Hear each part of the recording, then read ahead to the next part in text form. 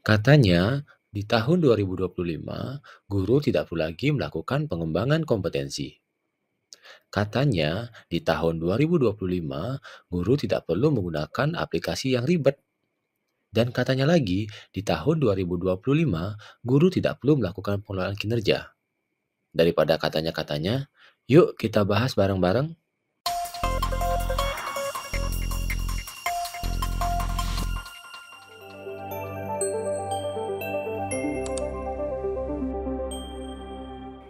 Perkenalkan, nama saya Diomade Yuda Andika. Di video kali ini kita akan bahas terkait dengan pengelolaan kinerja untuk periode Januari sampai Desember 2025.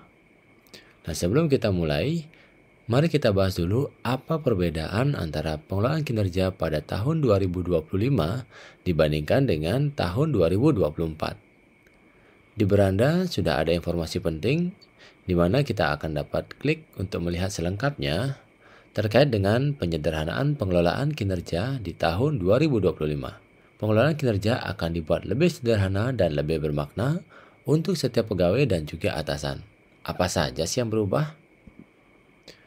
Sebelumnya, di tahun 2024 ada poin pengembangan kompetensi, di mana pegawai dan atasan lebih fokus mengejar jumlah poin, dan poin tidak sepenuhnya menggambarkan dampak ketuntasan kegiatan terhadap satuan pendidikan atau peserta didik. Nah, di tahun 2025, tidak ada lagi poin realisasi kegiatan pengembangan kompetensi dan pegawai mengisi refleksi setelah melaksanakan kegiatan sebagai bahan dialog kinerja bersama atasan.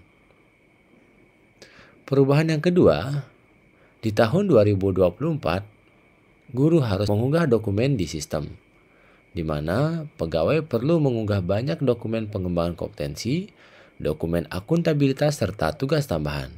Di tahun 2025, tidak perlu lagi untuk mengunggah dokumen di sistem. Pegawai menunjukkan dokumen ke atasan di luar sistem. Atasan cukup menyatakan bahwa ketersediaan dan isi dokumen sudah sesuai. Dan perubahan yang terakhir, di tahun 2024, pengelolaan kinerja dilakukan 2 kali dalam setahun, dengan periode Januari sampai Juni dan periode Juli sampai Desember.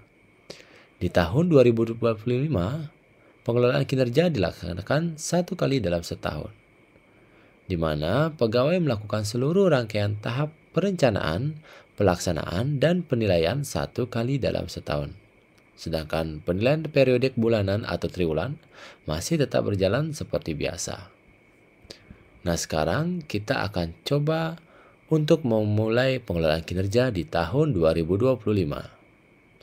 Sebelumnya, pastikan memilih periode yang benar dengan klik bagian profile dan ganti periode sesuai dengan periode Januari sampai Desember 2025. Jika sudah, maka kita bisa cek di bagian ini.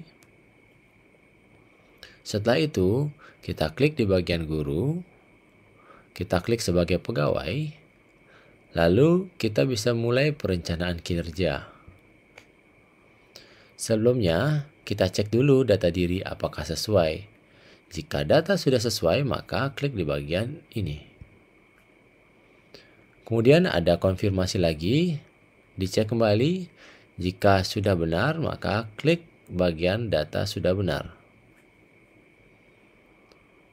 Nah, di sini menunya terdiri dari pelaksanaan tugas pokok 5M, praktek kinerja, pengembangan kompetensi, perilaku kerja, dan juga rangkuman. Di sini guru melakukan tugas keseharian dan tambahan di satuan pendidikan. Ada 5 tugas pokok. Kemudian guru dapat memilih melakukan tugas tambahan apa saja. Misalkan kita pilih sebagai wakil kepala satuan pendidikan. Bapak Ibu guru juga dapat menambah dengan klik bagian tombol tambah ini, atau jika ingin menghapus bisa klik di tombol hapus ini. Jika sudah, bisa klik ke praktik kinerja. Untuk memilih indikator masih sama dengan tahun 2024, Bapak Ibu dapat memilih indikator untuk menjadi fokus peningkatan kinerja Bapak Ibu. Kalau sudah, kita klik pengembangan kompetensi. Nah, di sini Bapak Ibu dapat berdiskusi bersama atasan apa saja kegiatan yang dapat Bapak Ibu lakukan. Di tahap pelaksanaan, Bapak Ibu akan melaksanakan kegiatan sesuai diskusi dan mengisi dokumen refleksi terhadap kegiatan yang sudah dilakukan.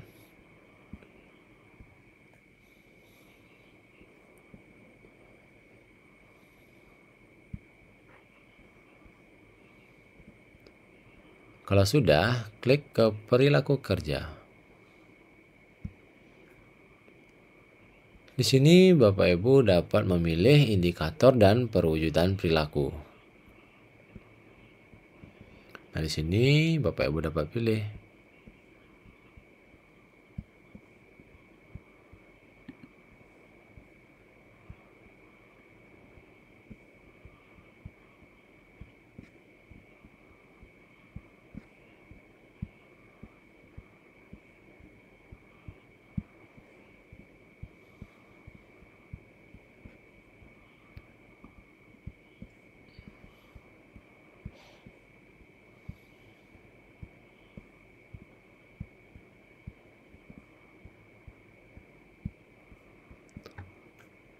Jika sudah memilih ketujuh aspek perilaku tersebut, maka bisa klik ke rangkuman.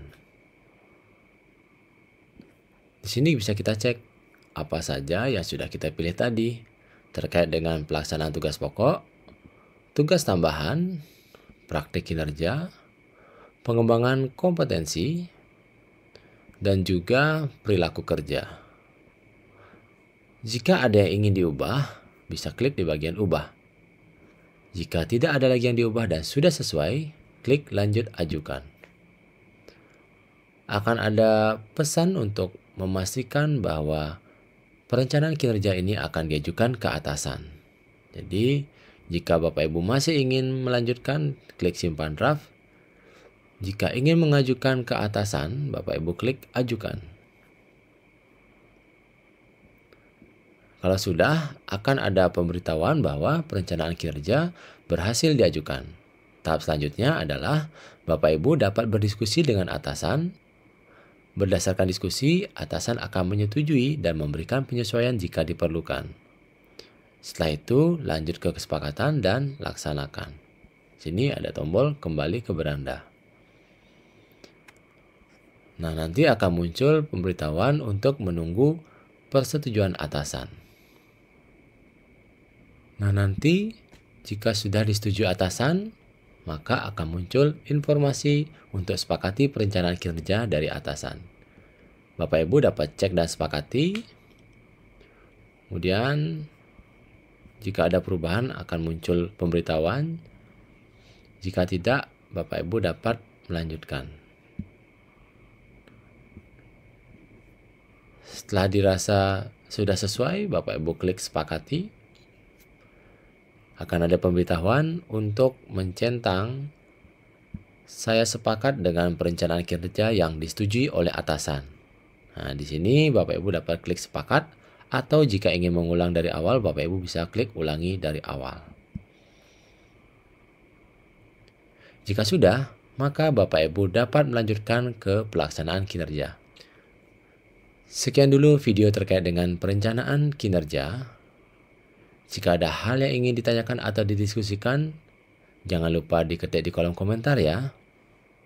Terima kasih dan selamat melanjutkan pengelolaan kinerja.